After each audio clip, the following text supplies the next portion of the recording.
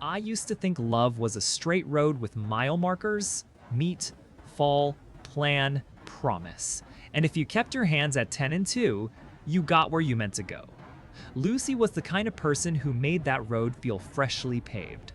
She made lists for fun, kept the folder of sunlit kitchens she wanted someday, and said we, so easily it softened the corners on everything. We met during a charity build in Savannah July heat, sticking our shirts to our backs while we put up framing like we were borrowing strength from the pine. She measured twice, laughed once, and hung a window truer than I did. When she said she wanted coffee after, I mistook it for flirting and found out quickly that it was a test. Did I hear the word coffee or the word after? She was clear early about what she called our boundary. We don't sleep together before we're married, she said, like she was setting down a family heirloom on the table and asking me to treat it with respect. I'd been a lot of things in my 20s, busy, careless, romantic, and spurts, but I'd never been asked to sign my name under a rule like that. I said yes anyway, because her voice when she told me the story behind it was honest, not performative.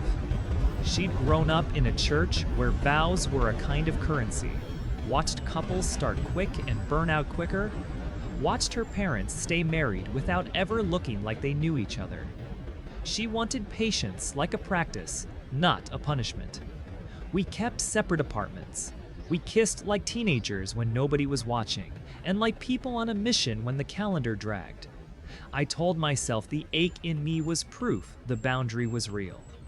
When my friends joked, I said I'd given up worse habits for less worthy reasons. Lucy would lean against my kitchen counter and talk about color palettes for a life we hadn't moved into yet, then take a breath like a person who knows she's walking past the easy door and still chooses the harder one. Our wedding grew into a city inside my inbox. Vendors with names that sound like small luxury brands, invoices that read like coded messages, a seating chart I could not escape if I tried. Lucy loved it. She loved an orderly vision, a spreadsheet, a timeline pinned to cork. Her planner, a woman named Loretta who wore a headset like a crown, called me Sir, without irony, and kept saying things like the Magnolia ballroom photographs like a dream, until I could picture the photos without ever seeing the room. The Magnolia had brick walls and iron chandeliers, and a staff that moved like a well-rehearsed chorus. It had been on Lucy's vision board since we were still waking up in different zip codes. Mason was my best man because of course he was. We'd grown up 2 doors down. His mother still texts me to remind me to drink water. Mason plays life like it's a piano he learned by ear.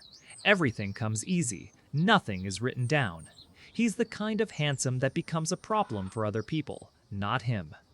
In college, he could talk a bartender out of last call like it was a moral issue. In adulthood, he'd become a personal trainer who posts mobility hacks and actually answers people when they message him at 2 a.m. about their knees. He was happy for me like a brother is happy, loud, generous with his calendar, always showing up 5 minutes late with the exact tool you didn't ask him to bring. He and Lucy liked each other right away, which is a sentence I don't know how to write without static around it now. At first, it felt like relief. She's serious by default, he's kinetic. I thought the combination was a kind of balance I didn't know. A relationship needed. They teased me like a sport I could keep up with.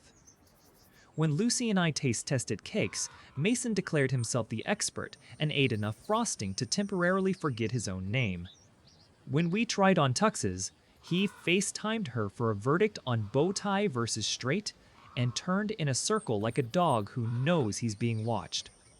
Lucy's boundary became a story other people admired. Her bridesmaids told her she was brave. My mother said she respected a girl who knows her mind. My father said he wished discipline could be bottled and fed to his golf swing. We built a narrative we could live in. We told it often. I slept alone. I made peace with it. The first off note didn't sound like a wrong note. It sounded like harmony that didn't land. Lucy started going to late fittings at the Magnolia even after the dress was done. Loretta said with brisk confidence, "That final walkthroughs multiply near the end." Lucy said the lighting was different at night. The photographer wanted to test the lens. It was plausible enough to ignore, so I did. Mason started picking up early morning coffee for Lucy and dropping it with a wink before his first client. Again, explainable. He was passing the Magnolia to get to the gym. Caffeine solves problems. But plausibility, I've learned, is a blanket big enough to keep everybody warm if you don't look at the receipts. The bachelorette and bachelor weekends passed without scandal. Lucy went to Asheville and came home with a candle that smelled like a forest, pretending to be clean. Mason took me to Tybee, rented a house with a deck, and made a bonfire too big for the beach rules. If grief exists in reverse anticipation, you mistake for joy. Maybe I felt that and called it contentment. My best friend kept refilling my drink and putting a hand on my shoulder at odd times, like he wanted to balance me physically and emotionally at once. When you love someone long enough, you excuse all their layers as part of the outfit. 3 weeks before the wedding, we were in the Magnolia side hall with Loretta clicking through the timeline like a school bell. Where rings are, where father of the bride stands, where the DJ will cue the aisle song that sounds like waves without meaning to. Lucy's smile kept slipping. She'd been on edge for days, joking hard, eating little. I chalked it up to wedding exhaustion and the peculiar performance of purity when you're living in a world that sells silk robes that say bride on the back in gold script. She dug around in her tote for lip balm and came up with Mason's house keys, an oversized brass hotel fob he'd stolen from a job years ago and kept because attention is a currency. He saw the key and made a joke before I could. "I drop those everywhere," he said. "You could track me like breadcrumbs." Later that night, I passed the Magnolia again on my way home from a late job and noticed Lucy's car, her old Civic, that smells like cinnamon gum and hand lotion parked 2 streets over, under a live oak in a no-reason place. I called her. She didn't pick up. I texted, "You at home?" and got the ... of a reply without the reply. 10 minutes later, fell asleep, sorry. Which is a believable story, if you don't think about how sleep works in cars on residential streets near places you're not supposed to be. The boundary we'd held like a banner started to feel, to me, like a wall I'd been asked to admire from my side. When I kissed her goodnight on her doorstep, she put 2 fingers on my chest and said, "One more week?" which was sweet and playful and, in the wrong light, like a person reminding a dog to sit. I went home and folded socks and told myself that self-control doesn't turn a decent person into a fool unless you let it. My proof, if proof is what you want to call, the thing that severed one life from the next, arrived the morning of the rehearsal dinner, in the form of a stranger who didn't want to be a stranger.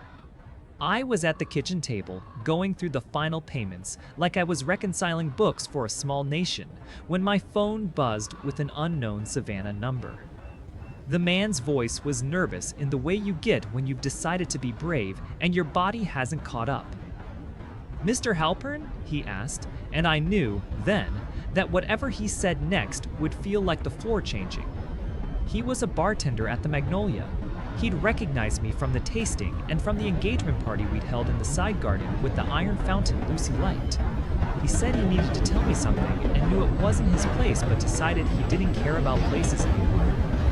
He'd seen Lucy and my best man in the venue after hours twice in the last week, heard a door latch in the bridal prep room when Loretta had already thrown the lock, watched a security camera loop once while 2 people laughed the way you laugh when you think you are alone. The night before, he'd been inventories deep, counting glassware, when the side hall light went on and the emergency exit alarm blipped and then cut. He had taken his phone out not to record, but to light his path, and the camera had been on without him meaning to. He had, he said, a 67-second video he didn't want to own, but also couldn't delete without sending to someone whose name was on the lease for this much joy. I asked him to send it. I didn't breathe while the text crossed the invisible space between his phone and mine. Where the clip opened, the angle was off, A diagonal of hallway, brick half lit, a door handle catching light. Then movement. The door cracking, a shoulder, a hand, a shoe hitting wood. Someone's whisper, an "oh" that sat somewhere between laughter and apology. Then the frame adjusted. The bartender had raised his hand, startled, and there they were, two people you couldn't confuse with anyone else if you'd ever sat with them in any room for any amount of time. Mason's arm around Lucy like he had rights, her face turned up to him with a look I could have sworn she reserved. The video caught nothing explicit. It didn't need to. The sound did the rest, fragments not designed for transcripts. You shouldn't. Just once, he'll be here in the morning. I can't stop, then we stop, now. I counted to 10 before I let anything in. My hands shook anyway, which felt like a betrayal of my training. I'm a project manager for a commercial electrical contractor. My days are hunting for the right problem and killing it on schedule. Here was a problem in my personal life that the schedule had been lying about for months.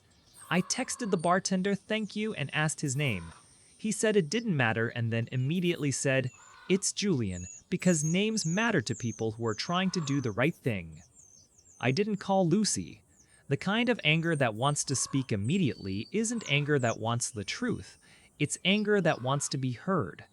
I called Mason first because I used to call Mason first for everything. He didn't pick up. I stared at his name and knew that if he called back, his first sentence would be a pre-built off-ramp, "Bro, wait, this isn't what it looks like." I blacked my phone screen and sat in my kitchen the way a person sits in a hotel lobby at 3 in the morning when a flight has been canceled and no one is in charge of anything anymore. At noon, Lucy texted me a photo of our place cards, square pieces of cardstock stamped with our names in script that made me feel like we had both been upgraded. "Can you believe we're here?" she wrote. I could. I just didn't know where here was. I spent the afternoon on autopilot, because autopilot is how a person gets through a day he didn't expect to arrive at this angle. I loaded the slideshow of growing up photos onto a USB and into a cloud folder. I printed extra copies of my vow, which now felt like something carved for the wrong statue. I tried on the jacket and hated the person in it. When the rehearsal started, Loretta pinballed us through corridors until all the human pieces were in their places, and Lucy walked down the aisle to a song I had practiced not crying at. I didn't cry. I watched her hands. When she made it to the end of the aisle and put both of them in mine, her eyes searched my face like I had a tell I'd never admitted. After, at the rehearsal dinner, my mother stood to toast and said the same thing she has said at every family milestone since I had a birthday with 2 digits. We are blessed. We are lucky. We are in love with this room. Mason gave a speech that would have killed before, full of anecdotes about me breaking my wrist at 13, and him insisting that breaking your non-dominant arm is a life hack if you want attention without real pain. People laughed.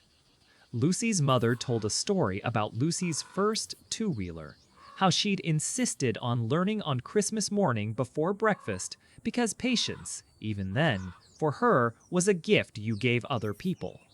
I stood and thanked everyone, and the room smiled and lifted glasses, and I watched Lucy touch the necklace at her throat like she always does when she's waiting for a thing to pass.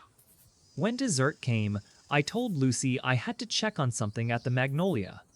I said the words the DJ wanted to test a cable, and she nodded like people nod when they are playing a version of themselves. I drove the 10 minutes to the venue holding the steering wheel to right. The Magnolia was half in darkness. Julian met me by the side entrance with keys he didn't show me. He walked me to the tech booth and looked at me the way people look when they've seen a car accident forming 2 blocks ahead and cannot change the light. I told him I wasn't going to make a scene. He said he believed me and did not sound like he did. I loaded my slideshow on the main screen first because normalcy is a kind of cover. Then I dragged the 67-second clip into a new playlist, named it something innocuous, set up aisle test, and adjusted the volume so it would play under the microphones if I held one. We watched in the empty room as my wedding became a diagram of the thing I was going to do. The ballroom looked different, Void of bodies, pewter chairs stacked, candles unlit, a space that had learned hundreds of stories and would not remember mine. "Are you sure?" Julian asked, careful. "No," I said. "I'm past sure. I'm somewhere else." On my way out, I stopped under the iron arch and listened to the street for a minute. A woman laughed in the distance like a bottle opening. A car roll stopped the corner. Someone carted folded tables through a service alley and whistled so he wouldn't hear himself think. I thought about Lucy's boundary and all the words people use to make themselves feel clean. I pictured telling her mother privately, and pictured the way information dies when families decide their reputation is the patient. I pictured canceling the wedding and giving 100 people their Saturday back with a text that read, "Unfortunate circumstances," and then watch that text get forwarded to a dozen group chats I'd never be in. I pictured standing where I would stand tomorrow and telling the truth so clear that no one could pretend they'd misheard. I don't know if what I chose was kind. I know it was honest. The choice felt like selecting a radio station, all static, then a voice, then clarity. At home, I began what I can only describe as the process of shoring up. I copied the clip to 2 other drives, to a cloud folder with a noun-only name, to a scheduled email that would send at 6:30 p.m., to my own account with the subject line slideshow backup so it wouldn't trigger any gods or filters. I wrote a version of a speech that didn't sound like the person in it wanted to be admired. I put 4 bullet points in my notes app because I know myself. Adrenaline erases nouns. Thank family. Thank everyone who traveled. Say what boundaries are for. Press play. I backed up the backups. I plugged my phone into the charger and watched the battery go to 100 because it felt symbolic and ridiculous and necessary. At 2 a.m., Mason called. The name on my screen felt suddenly like a child I'd heard once in a crowded mall and lost. I let it ring out. 30 seconds later, Lucy texted, "You up?" And then, "Can't sleep." And then, "I know tomorrow is big." I wrote back, "It is," and left the conversation hanging like a shirt half on a hanger. Sometime before dawn, I stood in the doorway of my bedroom and looked at the suit again. I held the jacket in my hands like I was deciding if it belonged to me or the person I was about to be. The window threw a thin ribbon of light across the floor, and I stepped over it like a superstitious man. I sat on the edge of the bed, pressed my palms together like prayer, and said out loud, to no one, to everyone, I will not be lied to in a room full of my own people. The room did not answer. It didn't need to. At 9, I went to the barber even though my hair did not require a barber. I needed the ritual, the small talk, the smell of talc and hot metal. My barber asked if I was ready. I said, almost, and we both preferred that to true. He lined my beard like a border, handed me the mirror, and said, "You'll kill." I nodded like a person who knows what that means. Back at the apartment, I shaved the second time in one morning because indecision needed a hobby. I put on the shirt, then the tie, then the jacket, then took off the jacket because I needed to breathe, then put it back on to make sure breath would be possible later. On the counter, the USBs in their little plastic cases looked like soldiers who didn't know the cause. I put one in the inside pocket of my suit, one in my shoe bag, one in the glove compartment, one under the bath mat because it felt like the kind of paranoia worth humoring. I drove to the Magnolia early under the lie of more photos, more prep, more anything. The sky was indecisive blue with a film of cloud-like thoughts you can't shake. Loretta met me with a clipboard and an apology about the florist's assistant, who had thrown out her back and accidentally taken the boutonnieres home in her trunk. Lucy, she said, was calm and beautiful and had left her phone with her sister so she could be present. I said good, like a man who is double-checking the box next to a word. In the groom's room, Mason was not there yet. The groomsmen were my cousin Daniel, who has never taken a serious picture in his life. 2 of my work friends who had only met Lucy twice and treated me kindly because of it. I tied Daniel's tie while he told a story about a tire that burst but didn't and laughed at his own wrong memory. When Mason finally slid in, all ease and cologne, he clapped me too hard on the back and said, "Today's the day, man." And I looked at his face and knew that he thought this would bend like every other crisis had ever bent for him. He asked to talk, private, and I said later because I didn't trust my body not to pin him to the nearest hard surface. He scanned me like a trainer checking form. "You good?" he asked, voice pitched in the key of concern he uses when a client wobbles on a squat. "Never better," I said, and I'm not sure which one of us believed me less. I let the photographer pose us on the courtyard steps and made jokes about how men don't know what to do with their hands when they're told to be happy. The bridesmaids passed in a blur of blush and hairspray, Lucy among them, a flash of white silk and the smell of something floral and expensive. Our eyes didn't meet. It felt deliberate.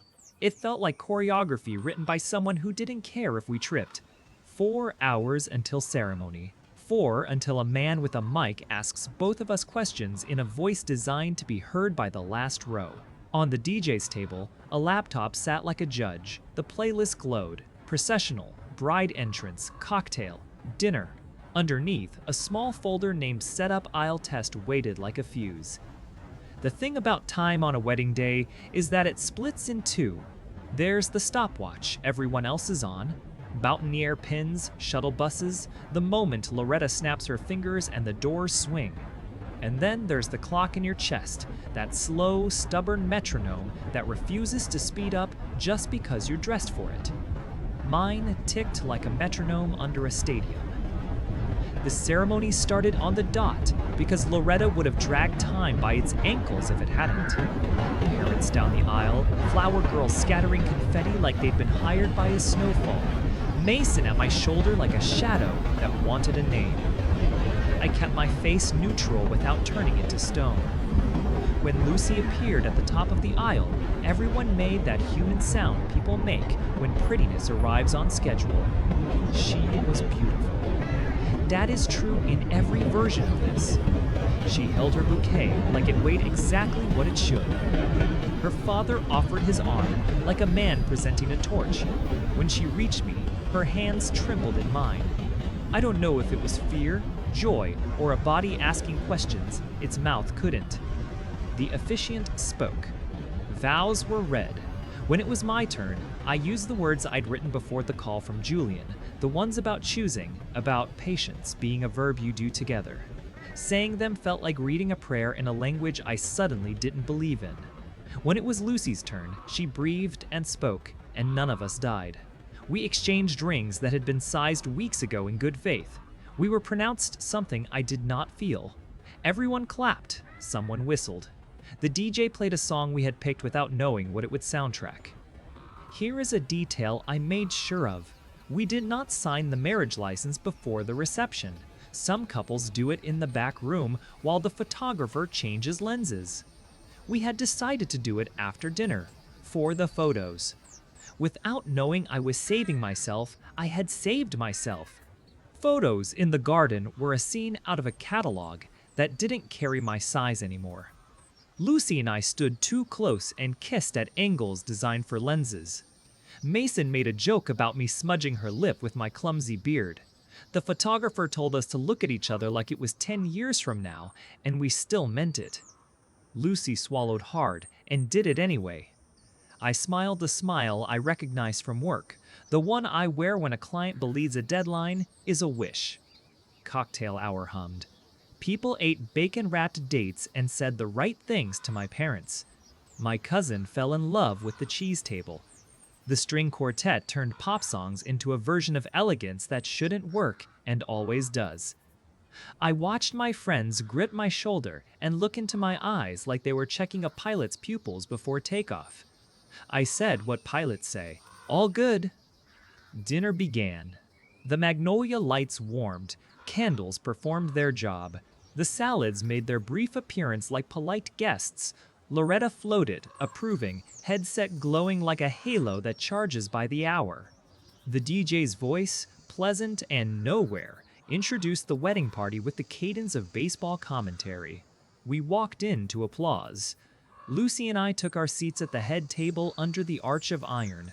I had looked up at the night before and tried to hear my own breathing. There's a beat at weddings when everyone expects to be asked to raise a glass. It lives between the clink of a fork on crystal and the first toast. I stood, touched the mic, and the small feedback chirp felt like the room clearing its throat. I thanked everyone. I thanked my parents for loving me bent and straight, Lucy's parents for trusting me with their daughter when trust is a fragile box. I thanked the people who drove, who flew, who dressed up on a Saturday and made a room feel like a decision. I thanked Loretta for steering a ship through vendors and variables. I thanked the small army of staff whose names guests would never know. I said I was grateful, because gratitude is the one truth that belongs on every table. People smiled and drank and nodded. My mother pressed her napkin to the corners of her eyes, the way she always does when she's too happy to contain it. Lucy looked at me like a woman who wants the next part to be easy. I took a breath. I didn't clear my throat because clearing your throat is an apology. I said I wanted to say something about boundaries and promises. I said the nicest thing about a promise is that it protects you even when you're not watching it. I said that I had kept a promise to be faithful to someone I loved when it was simple and when it was not. I said I hoped we all kept the promises we make in rooms like this, because rooms like this deserve the truth that was used to build them. Somewhere in the third sentence, something changed. It wasn't a gasp. It was a collective stillness, a human quiet that happens when people realize the script may not be the script. I reached into my inside pocket and felt the plastic of the USB and the paper of my folded notes and chose the plastic. I want to end with a short video, I said. A thank you to the place that held us and to the people who keep it running. Then I nodded to Julian, who was standing at the back of the room in a black vest, a man who had risked a job so I could face a life. The screen at the far end of the room flickered. There's always a half second where connections make up their mind. The first frame appeared. Brick, a door, a handle shining under an emergency light like a little moon. The sound of a hallway, the kind of silence that rings. Then the door opened, and two people stepped into the frame of a story they had written accidentally for an audience they didn't want. Lucy gasped before the audio caught up. Mason went very still, the way prey freeze in the wild, because the brain believes stillness can rewrite history. The room did the only thing rooms can do. Listened. The clip was short. It didn't show anything that would put a bachelorette party to shame. It showed enough. His arm around her, her face turned up, her voice, the words, "You shouldn't, just once, I can't stop." His answer, mumbled and soft, "Then we stop now." The camera angle dipped, caught the side of Lucy's dress, the shadow of a hand, the little laugh people make at the edge of a cliff when they know they will jump and not fly. I let it play all the way through. When it ended, there was a beat of noise without meaning. Chair legs shifting, breath dragging, a glass somewhere setting down too hard. Then voices, low and sharp like bees. "Turn it off," Lucy said, standing so fast her chair bit the floor. "Turn it off right now." Loretta moved while staying composed the way only professionals can, the headset at her temple lighting up like a warning buoy. She hissed at the DJ. He dove for the volume slider, which was already down. The screen went black. The black did not erase anything. "Ladies and gentlemen," Mason said, stepping into a tone he thinks belongs to him, the soothing cadence of a man who has stopped more bar fights than he has started. "That was not. This isn't what it." "No," I said into the mic. Calm, not loud. Calm the way a cut stops bleeding when you hold it long enough. No more spin. He looked at me like a man on an unfamiliar floor. "Bro," he said, "we can go outside." "This is outside," I said. My voice sounded like it came from a version of me that didn't flinch. "This is all the outside I need." Lucy looked around the room as if the right face would hand her a version of events that anyone could live with. Her bridesmaids stared at their plates as if that might make them invisible. Her mother put a hand to her throat without meaning to. My father stood like a man at a train station trying to decide which platform he trusted. My mother's mouth formed my name and then decided not to use it. "I'm sorry," Lucy said suddenly. "To the room, to me, to everyone. It came out wrong. Too flat, too late." She turned to me and tried again, privately this time, eyes searching my face for a door that hadn't been locked. "Please, we can. After, please." I shook my head once, slow. There is no after. Mason stepped forward like a man who has always believed proximity is 9/10 of persuasion. "If you want to swing at me," he said, too magnanimous by half, "we can do that, but—" "I don't hit trash," I said, and immediately hated it because cruelty tastes like a coin you bite to see if it's real. His eyes flashed. If there is one thing Mason has never been, it's anonymous. For a second, I thought he might do what he does best and break a room into applause by raw force. Then he remembered where he was and who was watching. Lucy's father found his voice. He took a step toward his daughter and then toward me and then toward Mason, then stopped because none of the directions added up. "Is this true?" he asked, as if the screen had been theater, as if the night had hired actors. Lucy didn't answer. She sat down like a person who had been told the ocean was not, in fact, shallow the whole way through. The planner, God bless Loretta, clapped once, crisp, and addressed the staff in a voice only they heard. Hands moved. Doors opened. Someone turned up the lights by 3%. The machine that runs a wedding adjusted to a new program because machines do not have feelings. I lifted the mic again. "I won't be signing a license tonight," I said. "I won't be dancing a first dance or cutting a cake or pretending to be thankful for something I don't have. But the bar is open. The vendors are paid. Eat, drink, dance if you want. There's no penalty for enjoying the night you dressed up for." A few people gave reflex applause, the kind that arrives when syntax feels like it demands it. They stopped quickly. The room did not know how to be alive and ashamed at the same time. I put the mic on the table. The little thump of it landing felt indecent. I took off my ring and set it beside the napkin I had destroyed by folding. I nodded to Julian. He watched me with eyes that understood the kind of gratitude you don't put in a review. Lucy stood. "Can we please talk?" she asked. "Just you and me." "We talked," I said. "In front of," she began, and gestured at everything. At the chandeliers, the brick, the faces, the glass. At the version of herself she had been building for a year in expensive paper and soft lighting. "You and Mason talked in front of these walls too," I said. "It just didn't have a bar then." She flinched. I wanted to take the word back and put something gentler in that place. I didn't. Kindness is not dishonesty, but the two have held hands plenty of times. Mason tried to get between us again, a last attempt at rewriting the software of my day. "You're making a mistake," he said low. "You're torching your own wedding." "I'm torching your secret," I said. "The wedding will survive. It's just going to belong to them now."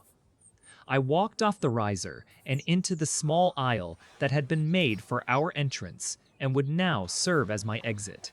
People parted like they were trained to by television. A bridesmaid touched my sleeve and said, "I'm so sorry, the way you apologized to a stranger at a funeral." My aunt reached, then pulled her hand back because she didn't know which ritual applied. At the back, near the double doors, my cousin Daniel gave me a look that said he was proud in a way that worried him. He put his hand over his heart and didn't make a joke. Outside, the Savannah air felt like a towel out of a dryer. Someone had dragged the rented lounge furniture into conversation clusters that looked like a magazine cover.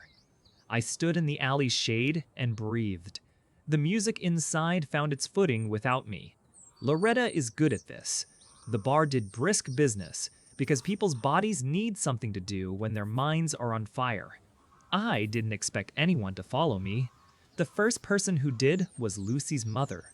She came out like a woman stepping onto a dock she wasn't sure would hold. Why? She asked, not denying, not defending, just trying to put edges around a thing that had none. Because this is the only way everyone would believe the story I'd have to live, I said. Because if I did it small, he would have done it big later. She looked older than she had yesterday. I believed you were different, she said, which was both a compliment and the saddest accusation I've ever received. I am, I said. This is what different looks like when the truth is loud. Mason came next, flanked by two of his friends who always pick up the nearest side. He stopped about 6 feet away, because that's the distance men keep when they're deciding what kind of men they are. You could have come to me, he said. You were with my fiancée, I said. I did. He laughed once, a bark. You're enjoying this, he said, which is the kind of thing a guilty man says when he runs out of scripts. Nothing about this is enjoyable, I said. Some things are necessary. That's different. He took a step closer. The friends tensed. I didn't move, because if I moved, I might run. We're done, I said, and the sentence surprised me with how good it felt in my throat. In every version of this, we're done. He nodded like he wanted credit for not starting a fight. You're going to regret this, he said. I already regret years, I said. A minute won't add much. He left. The friends followed. One looked at me like he was waiting for me to apologize for bruising the air. I didn't. Lucy came last. She had taken off her veil. It dangled from her hand like a net that had caught the wrong catch. Her lipstick was gone.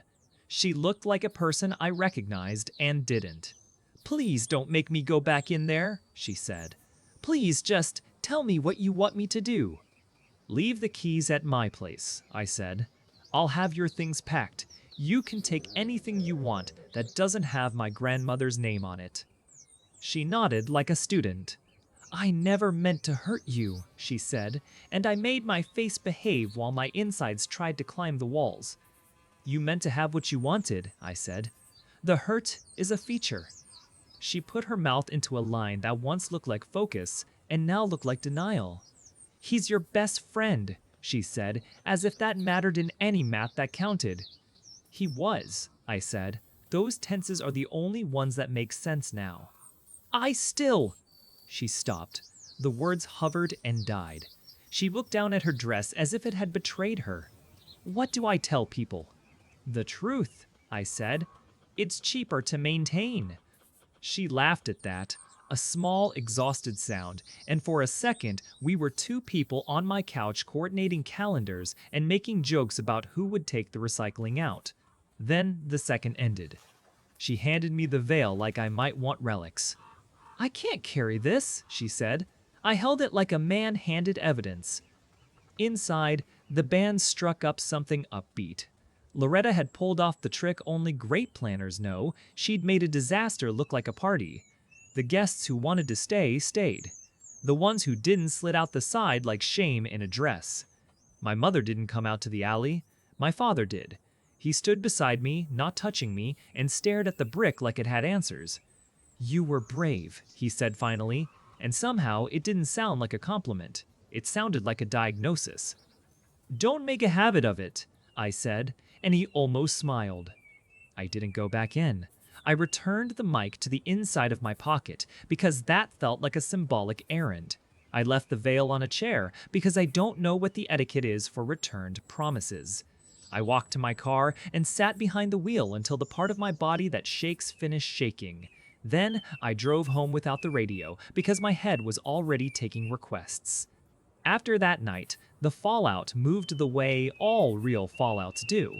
Fast at first, then forever. Loretta's team never spoke of it online because professionals don't, but a cousin posted a video of the first 10 seconds and the internet made up the rest, like it always does. I didn't read the comments beyond the first 90 seconds because 90 seconds is the difference between knowing you're human and wanting to climb inside a hole with a bad Wi-Fi signal. Lucy moved in with her sister for a while. Her parents went quiet, the way respectable people do when their daughter fails to live up to their public story. A few bridesmaids unfollowed me on socials in a show of loyalties I respected for its clarity. Mason lost a handful of clients, not because they were moralists, but because every time he walked past a mirror, they saw my face standing behind him. His mother called mine and asked if boys ever stop being boys. My mother hung up and cried in the laundry room because that's where she hides the sounds that don't fit her idea of a tidy life. I filed the paperwork to end something the state hadn't actually begun. It was, on paper, cleaner than it felt in my chest. I returned the last of the deposits that weren't already eaten by policy. I sent Loretta a review so glowing she'll be able to charge more forever. She saved my life in a small way by keeping oxygen in a room when the truth tried to suck it out. The strangest consequence was how fast silence arrived. After the first week, after the flurry of texts and calls and, "Are you okay?" and "I can't believe it," and "You're a legend, man," from men who think revenge and integrity are synonyms, my phone went quiet. I went back to work. I ran at dawn because the air is kind to the freshly humiliated. I cleaned the kitchen and put the veil in a box on the top shelf of a closet because throwing things away sometimes makes them bigger. Julian texted me once, a month later, to say he'd put in his 2 weeks because the Magnolia deserved to be a place he could love again, and the story had made that too complicated. He was going to bartend at a quieter bar where the most scandal would involve spilled wine and poorly kept secrets that didn't ruin a man's life. I sent him a reference that probably read like a benediction. Lucy wrote me a letter on paper. She said what people say when they're trying to make their mouth match their new moral, that she had been unkind because she had been afraid, that she had believed discipline was a costume you could take off when you got hot, that she still wanted the sunlit kitchen with someone who would cook eggs with her at 2 a.m. I didn't write back. Sometimes the kindest thing you can do for a person is not give them a place to put the last little shard of their guilt. Mason tried to call twice. On the second try, he left a voicemail that began, "I keep thinking about how it all went down," and ended without a verb. I deleted it. There are sentences worth finishing. That wasn't one. Months later, at the grocery store, I saw a woman in a dress that looked like Lucy's from the back and felt my heart hit the cage of my ribs like a bird. I stood in the cereal aisle and inhaled until I could move again. A kid in a cart shouted, "Lucky Charms," like a declaration of independence. I put coffee in my basket and pretended that was the reason I had come. I don't know if Lucy lost everything. She lost me. She lost a version of herself she'd been selling. Some of her friends stayed because friendship isn't always a referendum, and some disappeared because people love a winner even when the race is rigged. Her parents forgave her in the way parents do when the alternative is admitting they raised a child who bleeds the way everyone bleeds. Her sister kept loving her because sisters are too practical to withhold. Reputation, though, is a creature that eats quietly and leaves bones. She will never walk into a room in this city without someone knowing a shadow of the story. That's not justice. That's just the physics of rooms. If you're waiting for a moral, here's the only one I can offer without lying. The truth costs what it costs. Sometimes it costs you your picture-perfect ending and your best friend and a calendar full of plans you had to cancel in the precise order a planner would prefer not to witness. Sometimes it buys you a night's sleep you haven't had since you were a kid. The courage it takes to press play in front of your own life is not movie courage. It's the kind that makes your hand shake and your voice steady. It doesn't make you a hero. It makes you someone who refuses to be somebody else's alibi. Would you have done it the same way? Would you have pulled the plug quietly, saved the room, and let the lie survive in a smaller box? Or would you have done what I did and let the people who needed to know, even if it meant teaching the chandeliers a new vocabulary? Tell me how you'd have handled it. Drop your take in the comments, hit like so.